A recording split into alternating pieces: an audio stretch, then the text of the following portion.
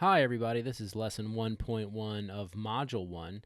In this lesson we're going to provide an overview of federal software spending, and specifically we'll look at four things. Number one, software spending as a function of the total federal spend, spending by agency and the key insights that we can derive from that, spending by market share, and then we'll start to scratch the surface of what makes the federal marketplace so unique. So where do our tax dollars go? Well, in total, the government spends about $4 trillion every year. Most of that money is spent on mandatory programs like Social Security and entitlement. And then there's payroll. There's about 4 million civil servants in the government, and they've all got to get paid. And then we've got a military to run. What's left over is about $484 billion for buying goods and services through the federal procurement process. That's called discretionary spending. And of that $484 billion, about $5.4 billion is spent on software. Now, this $5.4 billion mark represents about 3% of the total U.S. software publishing market, so it is a pretty good size market. Let's take a closer look at spending. This is an excerpt of the infographic that you would have seen a little earlier in this course. Federal IT purchasing is dominated by 5 agencies. The biggest agency, the biggest buyer, is the Department of Defense. They accounted for approximately 40% or more of the federal software purchasing in fiscal year 2016. DoD buys from a range of publishers, in fact, over 300 different software publishers. They make an average order size of about $180,000. Most agencies make smaller purchases, average order size closer to $28,000.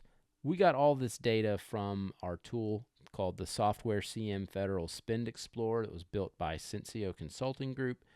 It's linked in the notes pages here. We definitely recommend you take a look at that to get a little more insight into how agencies are spending their software dollars. We take all the data that was published by the Treasury and apply some proprietary algorithms to sort and categorize these transactions. So definitely take a look at that.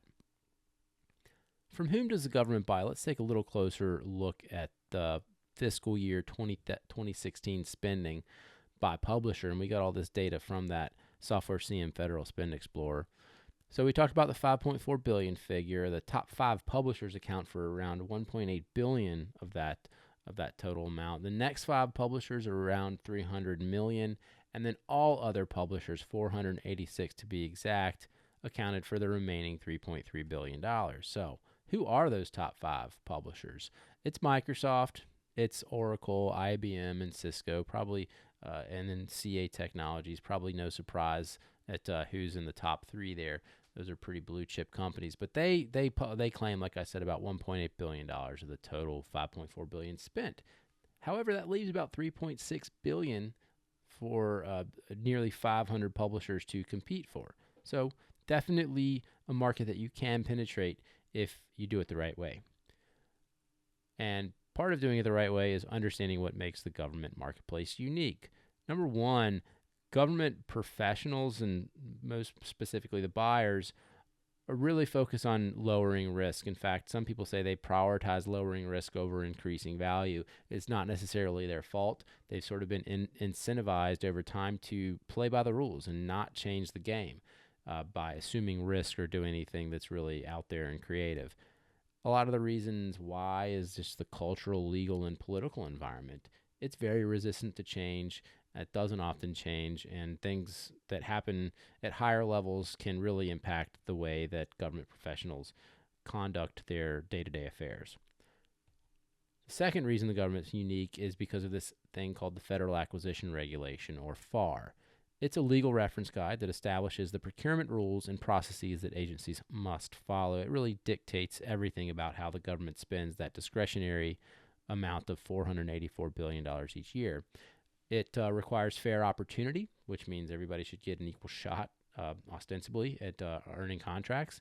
And it encourages competition in contracting. It does a lot more than that, and we're going to talk about those things in future lessons. But for now, just understand the FAR dictates how agencies spend. So thirdly, this is a big one. The only people that are authorized to enter into a contract on behalf of the federal government are contracting officers. You'll hear them called COs or KOs. Now, these people sign the checks. Basically, the way it works is you'll have a program officer that has a budget and a need, maybe for your software. They can't buy it. They have to go through a warranted contracting officer to obligate funds on behalf of the government and ultimately purchase what you're selling and what the program officer wants. They are incentivized, these COs and KOs, to follow the processes as defined by the FAR. So, in summary, although it's not a universal rule, most COs and KOs value minimizing risk over maximizing value. The buying process is governed by the FAR, and you've got to understand that who controls the budget isn't the same person who writes the checks. Now, we're going to pull a lot of these threads over the next lessons and throughout the entire 3-module course, but we want to know the questions that you have and what you want to be clarified. So please leave your comments, ask questions, be involved. The more we know about what you need, the more responsive we can make this course as you navigate the federal marketplace. Thanks for watching.